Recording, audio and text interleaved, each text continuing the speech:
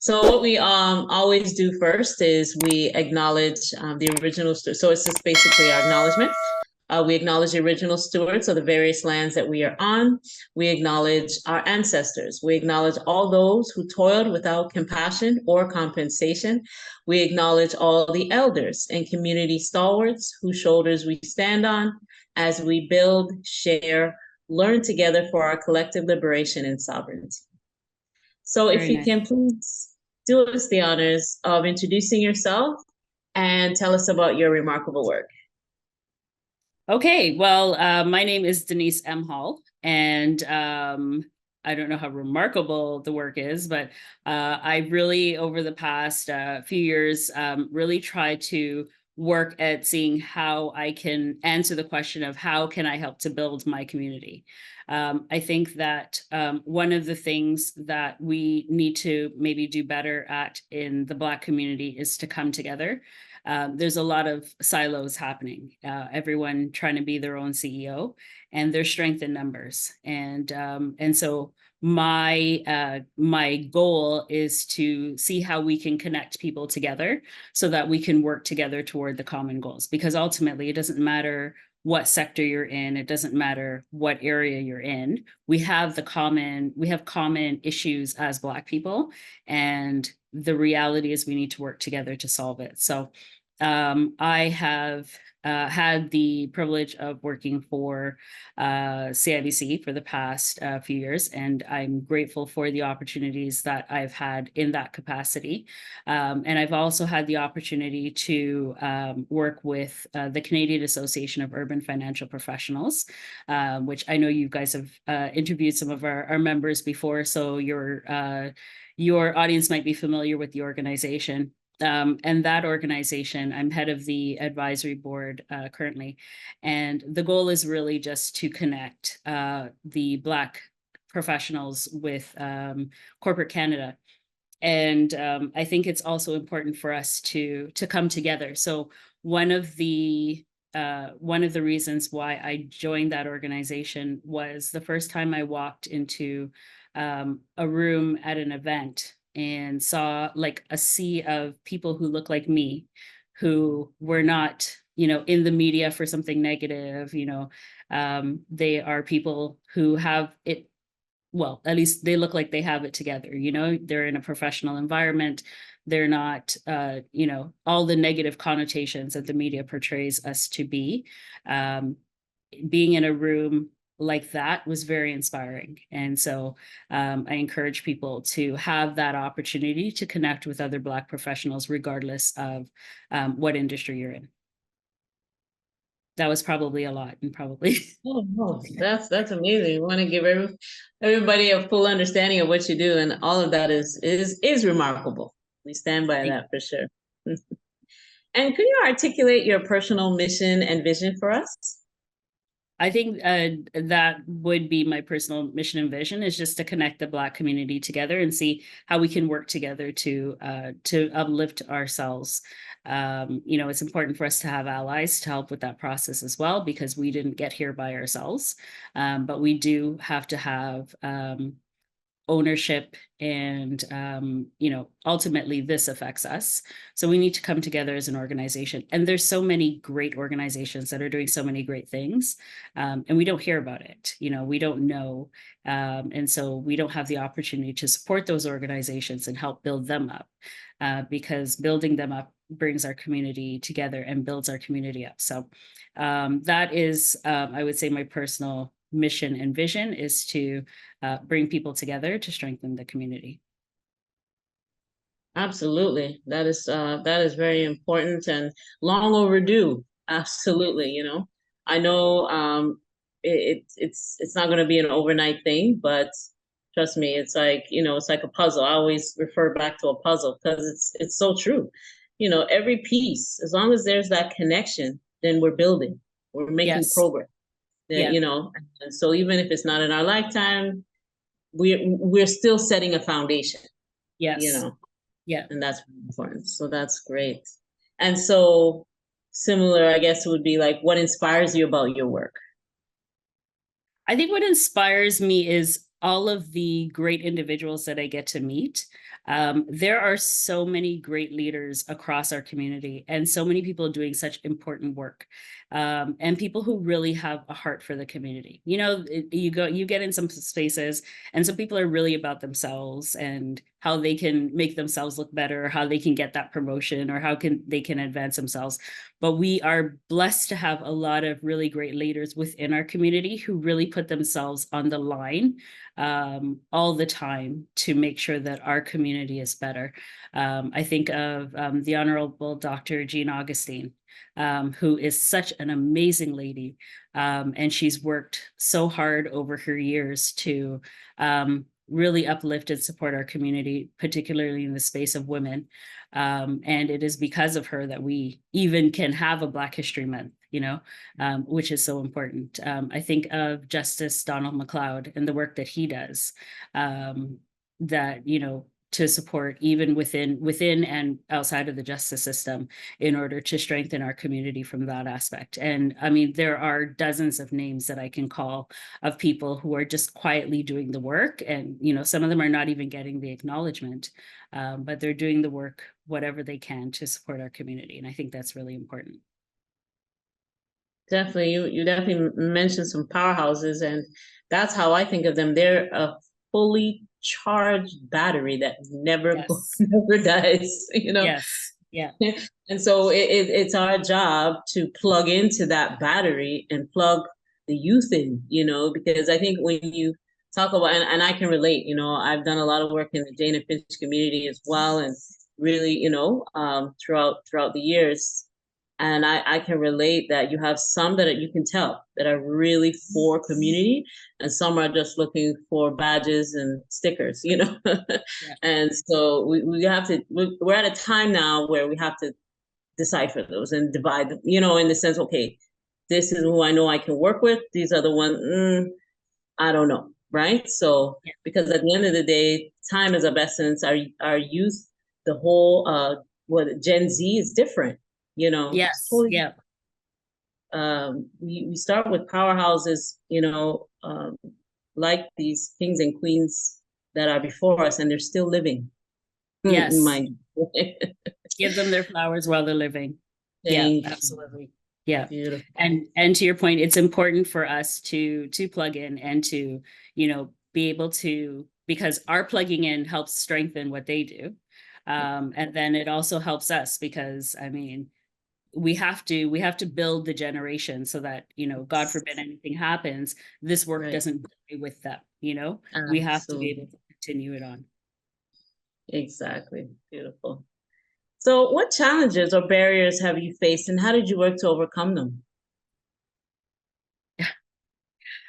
I think working in corporate Canada, there are a lot of barriers, which I'm sure Black professionals everywhere can echo. I was just in an event last week where we were talking about the subtleties of, the microaggressions that happen here in Canada. I did go to school in the States, and so I always say that racism and things like that in the States, I almost prefer it because it's very open. People, they are just going to tell you straight, you're not getting this job, we don't like you because you're Black. And in Canada, people see your faces and magically doors are closed and positions are filled, and you're trying to get in, you're trying to get ahead, and you can't because strictly based on the color of your skin. And one of my pet peeves is really the woke ally who thinks that they know better than you about your experience and then can tell you all about what you need to do, instead of just being the support and sponsorship that's needed to help lift up our community. If you want to be an ally, you want to help the Black community, then be a voice of helpfulness to other people in your community. Do what you can to help lift us up, because it's not spaces where we have a whole lot of seats at the table. And so do what you can to open up the seats and to support people. So I did a speech a couple of years ago on microaggressions of Black hair, and for Black women, it's such a problem to be able to come to work and to just wear your hair and not have people have big reactions, and not have people like comment and want to touch your hair and pet you and all that kind of stuff. Having to deal with that all the time. Carlin Purcell, who's an amazing speaker, if you've ever had the chance to hear her, she talks about the emotional tax that people have within corporate Canada.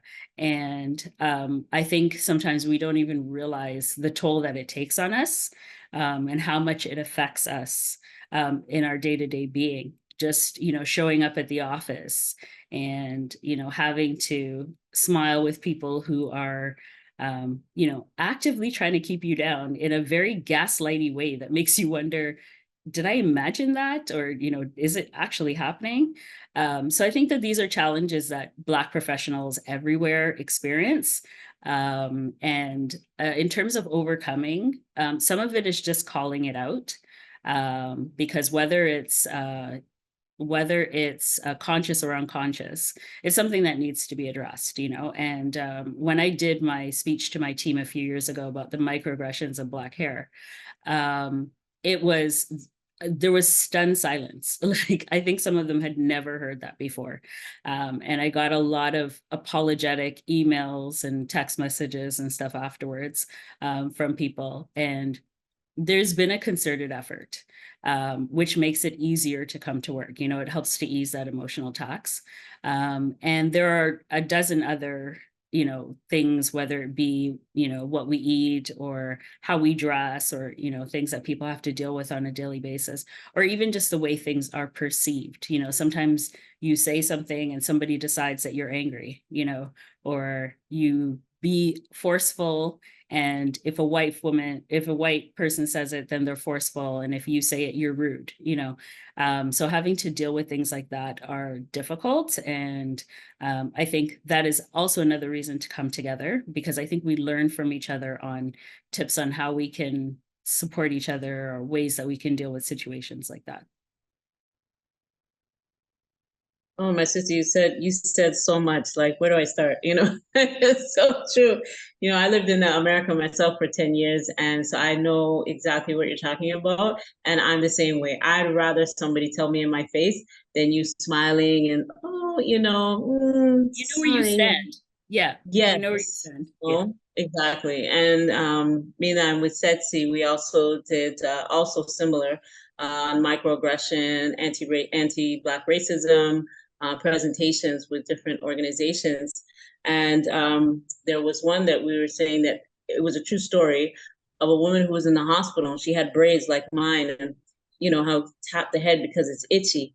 So she was in the hospital, and they thought that she was going crazy. They were actually going to call the psych ward on her to come and take her away because they thought that she was going crazy. And it's like, oh, no, no, no. I think it was a Black nurse that had to stop them and say, no, her scalp is just itchy. You know what I mean? So, these are the things that have to be addressed, because if we're going to continue to work in these environments, we're not going to accept less at this point. We are going to stand our ground and to say who we are, how we wear our hair, how we are. This is just who we are, as natural born beings, and we should be accepted accordingly. So, yeah. whew. And stories like that are really that really underscores the importance of representation, because if that Yes. Black nurse wasn't there, that person was Yes. going to end up in a psych ward. And how damaging would have that been to their mental health and their physical health, That's just right. because she was patting her head and somebody who did not understand the culture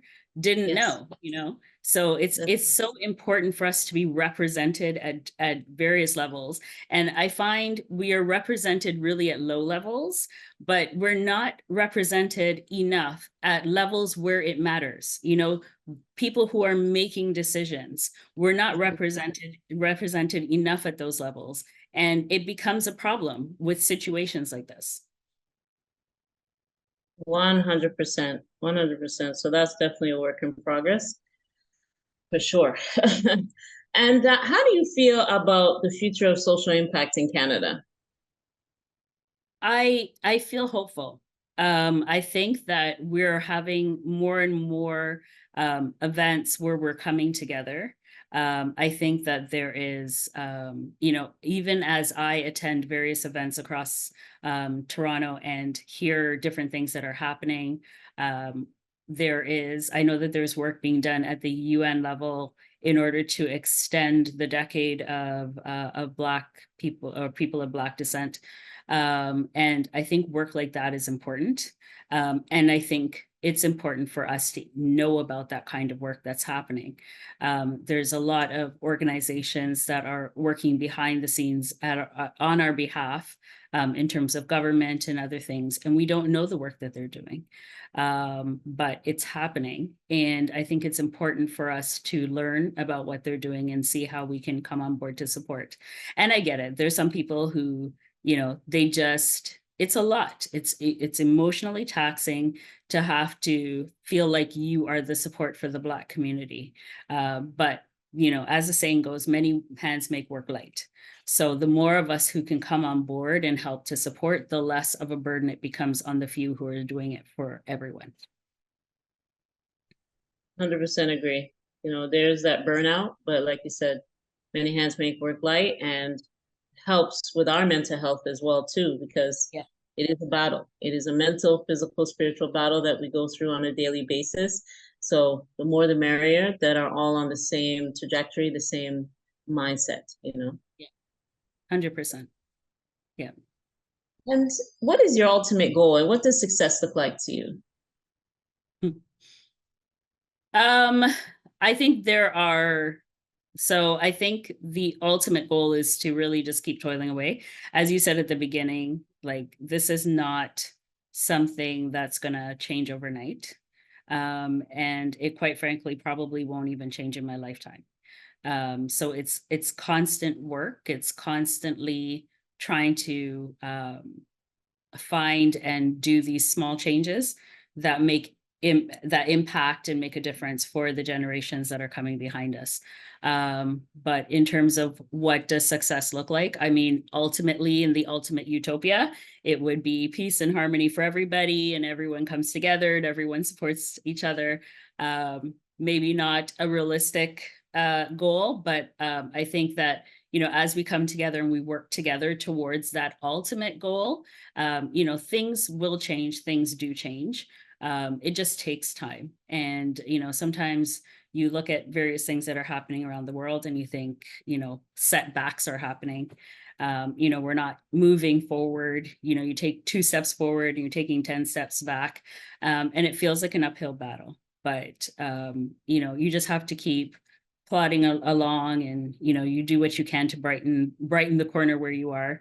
And I think if I might not be able to change the world, but maybe I can help one person in terms of their career journey, or maybe I can help one person in terms of getting the resources that they need to have a better life. So I think ultimately my goal is just to do what I can to help support, and hope that things will get better.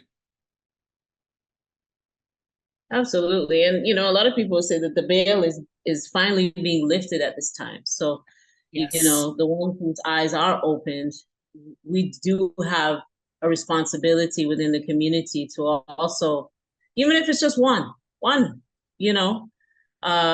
person, to really inspire them and see where they could also inspire and keep it moving. That is so critical in this time, because they say time is moving fast, or a lot of things are happening, a lot of changes. People are feeling it within themselves too, so people like yourself, and the ones that really can do the work and inspire the next generation, like you said, it might not be our lifetime, but guess what, it's all in that progressionary work, right? Yeah. And knowledge is power, right? So even just as you said, as people's eyes are being opened and, people are learning more information, it helps to move things forward, even if it's just to broaden people's knowledge about what's happening. Absolutely. Very good. So last question is, do you have any closing thoughts or calls to action at this time? I think if I had to have a closing thought, it would just be that we just need to really come together as a community. I think that is my ultimate goal, is that how can we make meaningful connections? How can we support and uplift each other?